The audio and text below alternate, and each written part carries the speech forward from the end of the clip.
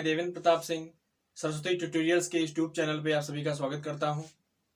साथियों, आज हम सभी वैदिक गणित के द्वारा बीजगणितीय भाग करना सीखेंगे। हम सभी ने जो साधारण भाग होती है, अंकीय भाग, उसको वैदिक गणित के द्वारा सीखा था। लास्ट लेक्चर में ध्वजांक विधि के द्वारा भाग सीखा था और परावर्त विधि द्वारा भाग सीखा था। आज के इस लेक्चर में हम बीजगणितीय भाग विद इन सेकेंड में वैदिक गणित की सहायता से करना सीखेंगे। आप सभी ने हाई स्कूल में इस प्रकार के जो क्वेश्चंस थे आप किए होंगे। अलजेब्रिक फंक्शंस की डिवीजन पर बेस्ड जो क्वेश्चंस थे उनको आपने साधारण मेथड का प्रयोग करके किया था, लेकिन आप देखते थे कि उनमें टाइम लगता था। हम अगर वैदिक गणित का प्रयोग करें बीजगणितीय भाग को करने के लिए तो शायद ये क्वेश्चन बहुत ही आसानी से और जल्दी हो सकते हैं। तो आज के इस लेक्चर में हम बीजगणितीय भाग करना सीखेंगे, वो भी वैदिक गणित की सहायता से। आप देखेंगे कि कितनी आसानी से, कितनी सुगमता से, कितनी जल्दी से क्वेश्चन सॉल्व हो जाते हैं। आइए शुरू करते हैं अपने आज के इस लेक्चर को। सबसे पहले आपको पता होना चाहिए कि जब हम बीजगणितीय भाग देंगे तो उसमें दो पद आते हैं भाग करने में। एक तो होता है भाज्य, दूसरा भाजक, ठीक है ना।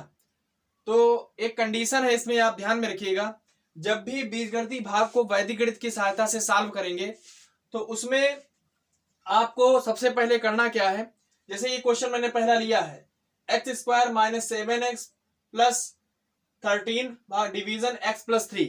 ओके, तो सबसे पहले आपको क्या करना है, जैसे हमने लास्ट लेक्चर में परावर्त विधि और ध्वजांक विधि में किया था वैसे ही आपको सबसे पहले तीन खंड बनाने हैं, ठीक है ना। इस तरह से आपको तीन खंड बनाने हैं, ठीक है। उसके बाद भाज्य के n-1 पद तृतीय खंड में होंगे, यानी कि भाज्य के n-1 पद तृतीय खंड में होंगी। ये पहला खंड, ये मध्य खंड, ये तीसरा खंड। तो भाज्य के n-1 पद तृतीय खंड में होंगे, जहां पर n क्या है, जहां पर n है भाजक में पदों की संख्या। जैसे ये भाजक है, यहां पर भाजक क्या है x प्लस 3। तो यहां पर आप देख रहे हैं दो पद है, ठीक है। तो दो पद है तो n 2-1 यानी एक पद, यानी भाज्य का एक पद यहां होगा तृतीय खंड में। और कहां से, दाएं से बाएं भाज्य का पद लेना है, जैसे परावर्त विधि और ध्वजांक में किया था, ठीक है। तो पहली कंडीशन आपको क्या करना है, सबसे पहले आपको तीन खंड बनाने हैं, प्रथम खंड, मध्य खंड और तृतीय खंड। उसके बाद आपको क्या करना है, भाज्य के n-1 पद तृतीय खंड में रखने हैं, जहां पर n क्या है, n है भाजक में पदों की संख्या।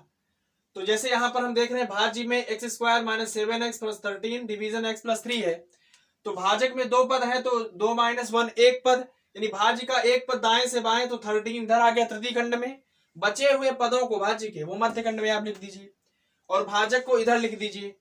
भाजक को प्रथम खंड में लिखना है, तृतीय खंड में भाज्य का n-1 पद, जहां n भाजक में पदों की संख्या है, और मध्य खंड में भाज्य के बचे हुए पदों की संख्या। बचे हुए जो पद हैं उनको यहां पर लिखना है, ठीक है। अब आप ध्यान से देखिए कैसे करते हैं। अब हम अप्लाई करने जा रहे हैं वैदिक गणित और भाग करेंगे। आप देखिए कितनी जल्दी से होता है। सबसे पहले आपको करना क्या है, ये जो तीनों, ये जितने भी टर्म्स लिखे हुए हैं, ठीक है, आपको करना क्या है, इसमें से पहले खंड के पहले पद को छोड़ देना। कोई भी क्वेश्चन हो, अगर यहाँ x square plus x plus 3 होता तो x स्क्वायर को छोड़ते, x प्लस 3 को लेते। पहले पद को छोड़ करके जितने भी पद बचे पहले पद में, उनके कोफिशिएंट्स के साइन को आप बदल दीजिए। जैसे यहां पर पहला पद में x प्लस 3 है तो x प्लस 3 में पहला पद क्या है, x को छोड़ दीजिए। जो भी टर्म्स बचे, पद बचे, उनके कोफिशिएंट्स के साइन को आप चेंज कर दीजिए। जैसे यहां पर 3 है तो क्या करेंगे आप, तो इसका साइन बदलेंगे तो क्या आएगा, -3, ठीक है। अब आपको क्या करना है, केवल पहले पद की बात बता रहा हूं, पहले पद में जितने भी पद होंगे उसमें से पहले पद को छोड़ करके, ठीक है, जितने भी पद बचे उनके कोफिशिएंट्स के साइन को आप बदल दीजिए। जैसे मैंने यहां पर किया, x हमारा पहला टर्म्स था उसको मैंने छोड़ दिया, जितने भी रिमेनिंग टर्म्स बचे उनके साइन को आप चेंज कर दीजिए। जैसे यहां पर 3 बचा ओनली, अगर x square plus x plus 3 होता तो एक्स स्क्वायर को छोड़ते, x और 3 के कोफिशिएंट्स के साइन को बदलते, ठीक है ना। तो यहां पर 3 बचा, -3 हो गया। अब आप ध्यान से देखिए, अब मध्य खंड और तृतीय खंड में जो भी कोफिशिएंट्स हैं उसमें पहला पद नहीं देखना है, जितने भी पद हैं उनके कोफिशिएंट्स आप लिखिए, इसमें साइन नहीं बदलना है, ध्यान से समझिएगा। मध्य खंड और तृतीय खंड में आपको कोफिशिएंट्स के साइन नहीं बदलने हैं, ओनली कोफिशिएंट्स आपको उतार देना है एज इट इज। चलिए जैसे यहां पर 1 -7 + 13, पहले खंड में आपको देखना है पहले पद को छोड़ करके बाकी के साइन को बदल देना है, और मध्य खंड और तृतीय खंड में आपको यथावत जो भी कोफिशिएंट्स होंगे उनको आप उतार देंगे, गुणांक जितने भी होंगे। अब आप ध्यान से देखिए, पहला काम ये था आपका। अब आपको करना क्या है, अब आपको -3 की गुणा 1 से करनी है, -3 की गुणा 1 से करनी और यहां पे उतारना है। ठीक है, 1 गुणे -3 कितना हुआ, -3, यहां पे उतार देना है। ठीक है ना, यानी कि पहले जो मध्य खंड का जो भी पहला कोफिशिएंट होगा उसकी गुणा पहले खंड के कोफिशिएंट से करनी है। ठीक है, पहले कोफिशिएंट से। तो -3, तो अब आप क्या करना, गुणा कर दिया, 1 गुणे -3 -3। अब आपको क्या करना है, अब इसको सॉल्व करना है। तो -7 -3 -10, इसको आप गोला लगा दीजिए ऐसे। ठीक है, अब जो भी ये संख्या आई इसकी गुणा फिर कोफिशिएंट से करिए, -10 तिया +30 यहां उतार दीजिए तीसरे खंड में। ठीक है, अब इसको सॉल्व करिए, 30 13 43। अब इसको गोला लगा दीजिए। गोला इसलिए लगा रहे हैं क्योंकि अभी भागफल लिखेंगे तो इसमें उसमें ये कोफिशिएंट्स आते हैं, आप देखिएगा। अब आपका उत्तर आ गया है। आपका जो भागफल है वो देखिए, आपका जो भागफल होगा वो होगा x - 10 और शेष फल होगा 43। ठीक है, x हमने क्यों लगा दिया, -10 तो था, क्योंकि आप जानते हैं कि आप साधारण मेथड का जब प्रयोग करते तो x² था, यहां पर x था, तो जाहिर सी बात है वहां पर x आता। तो ये जो चीज है x, अगर यहाँ x³ होता तो x² + x - 10 लिखते। तो ये आपको अपने आप दिमाग लगा के लिखना है कि कहां पर क्या है। अगर x² है तो x लग जाएगा आगे जो भी कोफिशिएंट्स आएंगे। अगर यहाँ x³ होता तो x² लगता, x लगता, फिर कोफिशिएंट्स आता। इस तरह से आपको ध्यान में रखना है। ठीक है, तो ये भागफल हो गया आपका x - 10 और शेषफल हो गया 43। ठीक है, ये चीज आपको ध्यान में रखना है। x जो है x², ये आपको अंडरस्टूड आपको स्वयं लगाना, क्योंकि आप साधारण विधि से अगर भाग करते तो x था, यहाँ x² था तो x आता। ठीक है, तो यहाँ पर x - 10 आपका भागफल है इस क्वेश्चन का, और जो शेष फल है वो 43 है। ठीक है, अगर आप साधारण विधि का प्रयोग करेंगे तब भी यही आंसर आएगा। ठीक है, आइए अब हम बीजगणित के भाग के जो भी दूसरा एग्जाम्पल है उसको लेते हैं और चीज को बड़ी ही आसानी से बेहतर ढंग से समझते हैं। आइए, जैसे हमने ये लिया है, यहां पर x² था भाज्य में। अब हमने ऐसा भाज्य लिया है कि इसमें x³ है +3x² 5x - 7 डिवीजन x + 3। ठीक है, बीजगणितीय भाग करते हैं, वैदिक गणित का प्रयोग करते हैं, वही मेथड आपको अपनाना है। सबसे पहले आपको पहले खंड के जो भी पहले खंड के पहले टर्म को छोड़ के जितने भी टर्म बचे उनके साइन को बदल दीजिए। जैसे यहाँ पर x + 3 यहाँ भी वही है तो -3, बाकी जितने भी टर्म्स बचे मध्य खंड और तृतीय खंड के उनके सभी कोफिशिएंट्स यथावत उतारिए बिना साइन बदले हुए। जैसे यहाँ पर +1 3 5 -7। ठीक है, अब आप क्या करिए, हमने जैसे यहाँ बताया था पहले मध्य खंड के पहले टर्म की गुणा पहले कोफिशिएंट की गुणा पहले खंड के टर्म्स करिए, तो 1 तिया -3 कितना आया 0। ठीक है, फिर 0 की गुणा -3 से फिर करनी, जैसे यहाँ -10 की -3 से की थी तो 0 गुणा -3 0 0 ही आएगा, 0 किसी संख्या से गुणा करेंगे। अब इसको सॉल्व करिए, 5 आया। ठीक है, ये गोला कर दीजिए, ये भी गोला हो जाएगा। ठीक है, फिर 5 की गुणा -3 से करिए, 5 तिया -15। ठीक है, तो ये आपका, अब इसको सॉल्व कर दिए, -15 7 -22। ठीक है, तो ये हो गया आपका। अब आपका भागफल क्या आया, भागफल आया आपका, अब देखिए ध्यान से देखिए, यहां पर x³ था, यहाँ x² था, तो जब x³ है और x से भाग दे रहे हैं, साधारण विधि से अगर आप करते तो x³ x, तो x² भागफल में आता कि नहीं आता, आता। तो आपको ये अंडरस्टूड है, आपको स्वयं लिखना है। x² पहले आता, फिर x आता, फिर कोफिशिएंट्स आता, कोई भी कांस्टेंट टर्म, तो आपका भागफल क्या, देखिए आप देख लीजिए, यहाँ पर 2 टर्म्स आए हैं, 2 कोफिशिएंट। इससे पहले आपको क्या लगाना है, x³ था तो x² लगाना, तो आपका भागफल हुआ, आपको भागफल जो मिलेगा वो भागफल है x²। ठीक है, x² स्वयं आपको लिखना है। उसके बाद जो भी टर्म्स बचे कोफिशिएंट उनके आगे आपको x फिर कांस्टेंट लिखना है, x² प्लस 0x प्लस 5, ये आपका भागफल हो गया।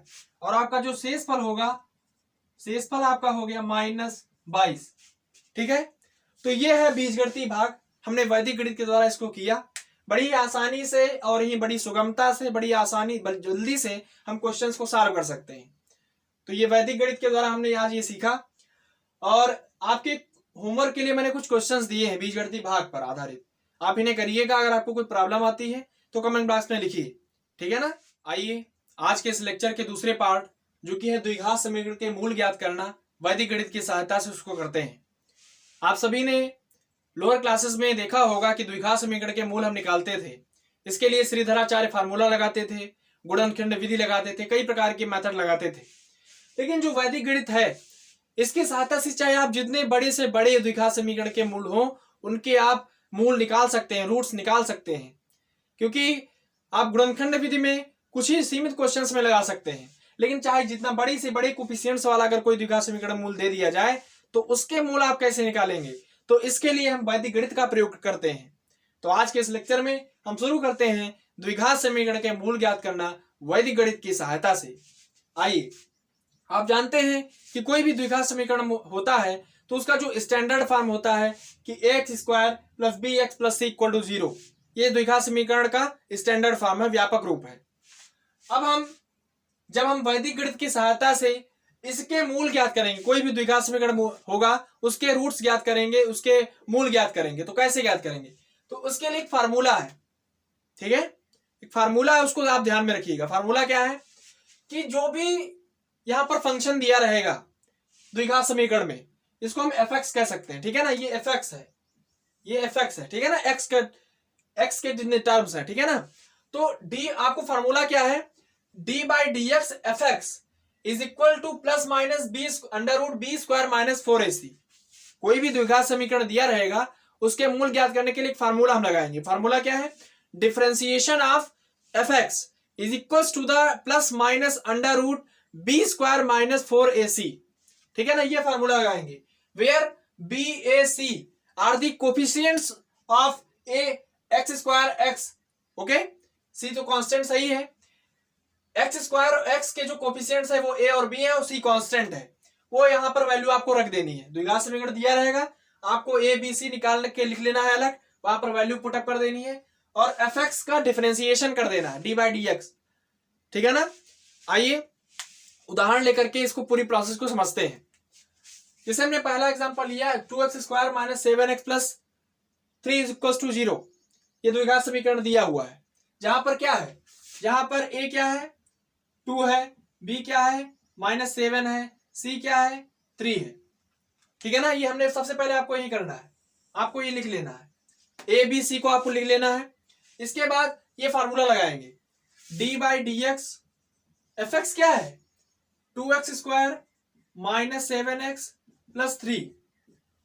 ठीक है, d/dx is equal to the ±√b², b कितना है, -7 का स्क्वायर -4ac 2 × c3। आप देख रहे हैं, आपको बस वैल्यू पुटअप करनी है और सॉल्व कर देना है। इसका डिफरेंशिएशन क्या होगा, 2x² का 4x -7x का 7 कांस्टेंट का 0 हो जाएगा, इज इक्वल टू द ±√-7 का स्क्वायर 49 -4 दूनी 8 थी 24, यहां पे लिख लेना है। ठीक है, अब आपको क्या करना है, इधर वाला जो भी RHS इसको सॉल्व करना है। 49 में से 24 के कितना बचा, 25 लिख लेना है। ठीक है, √25 का मान 5 आपको यहां लिख दें, +-5 4x - 7। अब आप देख रहे हैं यहां पर, हम जानते हैं कि कोई भी द्विघात समीकरण होता है उसके कितने मूल आते हैं, 2 मूल आते हैं। ठीक है ना, तो आप देख रहे हैं यहाँ पर प्लस माइनस, यानी 4x - 7 इज इक्वल टू, एक बार +5 लेंगे और 4x - 7 इक्वल टू -5 लेंगे, तो आपको x के 2 मान आएंगे और वही x के 2 मान आपके इस द्विघात समीकरण के क्या होंगे, मूल होंगे। चलिए सॉल्व करते हैं। पहली कंडीशन में 4x - 7 इक्वल टू 5, दूसरे में 4x - 7 इक्वल टू -5। ठीक है, सॉल्व करिए। 4x is equal to the -7 12 हो जाएगा, x इक्वल टू 3 आ जाएगा। ठीक है। अब इधर देखिए 4x इक्वल्स टू द -7 + 5, -5 + 7 तो कितना आ जाएगा 2 आ जाएगा। x इक्वल्स टू 2/4 1/2 तो ये आपके मूल आ गए। यानी कि इस द्विघात समीकरण के मूल क्या हुए 3 और 1/2। अगर आप 3 और 1/2 को यहां पर पुट करेंगे x की जगह तो आपको जो 0 मिलेगा, ठीक है ना। तो यानी आपके जो मूल है इस द्विघात समीकरण के वो क्या है 3 और 1/2। तो ये है द्विघात समीकरण के मूल वैदिक गणित की सहायता से हमने निकाला। आइए अब हम दूसरा एग्जांपल लेते हैं, ठीक है ना। जैसे कि हमारे पास दिया हुआ है द्विघात समीकरण है, क्वाड्रेटिक इक्वेशन है x² + 7x + 12 = 0। इसके हमें मूल ज्ञात करने हैं। फार्मूला लगाएंगे, देखिए d/dx fx क्या है x² + 7x + 12, x² + 7x + 12 is equals to the ± √b²। b यहां पर क्या है 7 है तो 7 का स्क्वायर माइनस 4ac 4 × 1 × 12, ठीक है ना। अब इसको सॉल्व करिए, क्या होगा 2x डिफरेंशिएशन करेंगे 2x + 7 equals to the ± √49 minus 12 × 48, ठीक है। यहां पर क्या आएगा ±1 और यहां पर 2x + 7, x के दो मान आएंगे +-1, एक बार +1 लेंगे एक बार -1 लेंगे। 2x + 7 = 1 and 2x + 7 = -1। Okay, solve 2x = 1 - 7 -6 और यहां पर 2x = -1 - 7 -8। ओके, सॉल्व करिए x इक्वल टू कितना आया -3 और यहां पर x इक्वल टू -4। तो आपके जो ये वाली क्वाड्रेटिक इक्वेशन है इसके जो भी रूट्स आए हैं वो दो रूट्स क्या है -3 और -4। अगर आप यहां पर -3 - 4 x की जगह रखेंगे तो आपको यहां पर 0 मिलेगा, ठीक है ना। तो इस प्रकार से हमने आज दो चीजें सीखी, एक बीजगणितीय भाग और दूसरा द्विघात समीकरण के मूल वैदिक गणित की सहायता से करना। और जो द्विघात समीकरण के मूल ज्ञात करना है इस पर आधारित मैंने जो क्वेश्चंस कुछ दिए हुए हैं आपके होमवर्क के लिए, आप इसी फार्मूला को अपनाइएगा, वैदिक गणित की सहायता से इन्हें करिएगा, प्रैक्टिस करिएगा। अगर कोई प्रॉब्लम आती है तो कमेंट बॉक्स में लिखिए, ठीक है ना। इसी के साथ आज के वीडियो में इतना ही। अगर आपको मेरा ये वीडियो पसंद आया हो तो चैनल को सब्सक्राइब करिए, लाइक करिए, शेयर करिए। बहुत बहुत धन्यवाद।